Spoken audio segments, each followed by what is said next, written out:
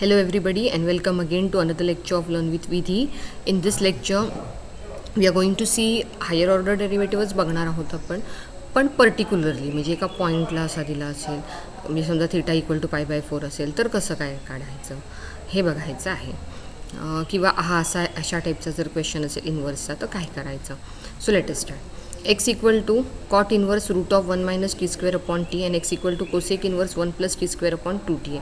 आता आपण सबस्टिट्यूशन्स माझा तुम्ही व्हिडिओ जर पाहिलेला असणार तर तुम्हाला हे सबस्टिट्यूशन्स लक्षात असतील की जर 1 मायनस टी स्क्वेअर असेल तर T equal to sine theta टाकायचं. So theta equal to sine inverse T झाला. हा जो थीटा तिथेच राहिला फक्त साईन ह्या बाजूला गेला साईन इन्वर्स टी झाला. So put in place of T put sine inverse in place of T put sine theta. मग X equal to cot inverse असंच राहिला रूटमध्ये 1 minus sine square theta upon sine theta which is equal to cot inverse bracket रूटमध्ये 1 minus sine square theta is what 1 minus sine square theta is cos square theta. इथे चुकलेला आहे हे cos square हवं इथे. So cos square theta so root of cos square theta म्हणजे काय झालं कॉस थीटा आणि cos theta upon sine theta cot theta हे चुकलं आहे लक्षात ठेवा. X equal to sine inverse x आपल्याला मिळाला कारण एक्स इक्वल टू थीटा मिळाला. कॉट आणि कॉट इन्वर्स कॅन्सल झाले नुसता थीटा राहिला x equal to sine inverse t. आता काय करायचं आता ह्याला परत डेरिवेट करायचे म्हणजे साईन इन्वर्स टीचं डेरिव्हेटिव्ह काय येणार 1 upon root 1 minus t square इथपर्यंत झालं. तसंच आता काय इकडे बघा cosec inverse 1 plus t square upon 2t बरोबर आहे. म्हणजे साईन इन्वर्स काय होणार कोसेक आणि साईन हे 1 अपॉन रेसिप्रोकल आहे. सो साईन इन्वर्स उलटं झालं 2t upon 1 plus t square. 1 plus t square असेल त्या सबस्टिट्यूशन काय करावं लागतं टॅन थीटा ते आपण केलं म्हणजे साईन इन्वर्स 2tच्या जागेवर टॅन थीटा इथल्या टीच्या जागेवर टॅन थीटा. हा कोणाचा फॉर्म्युला आहे this is the formula for sine 2 theta तो लिहिला. द साईन इन्वर्स आणि साईन कॅन्सल 2 थीटा राहिला थीटाच्या जागेवर टॅन इन्वर्स टी आलं. याला डिफरेन्शिएट केलं. So d y by d t 2 बाहेर कॉन्स्टंट टॅन इन्वर्स टीचं derivative 2 upon 1 plus t square पर्यंत झालं. तर पॅरामेट्रिक आहे. So d y by d x is what d y by d t upon d x by d t म्हणजे 2 upon 1 plus t square upon 1 upon root of 1 minus t square हे answer मिळाले. ते काही cancel होतं आहे का तर काही कॅन्सल होत नाही नीट फक्त हे लिहिलं.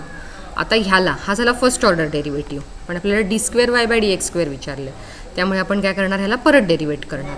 ह्याचं परत एकदा डेरिव्हेटिव्ह यू बाय व्हीने U derivative of V plus V derivative of यूने.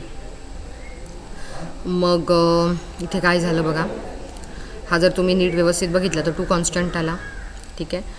V म्हणजे 1 plus t square derivative of u म्हणजे root of 1 minus t square minus u म्हणजे root of 1 minus t square derivative of 1 plus t square upon 1 plus t स्क्वेअरचं square multiplied by d t by d x. तर हा d t by काय आहे differentiate with respect to x केलं आहे आपण कारण d square y by d x square विचारलं इथे पण डी हे सगळं टीच्या रिस्पेक्ट आहे त्याच्यामुळे मी काय केलं d t by d t into d t by d x हे महत्त्वाचं आहे लक्षात घ्या का केलं आहे चेन रूल वापरला इथे.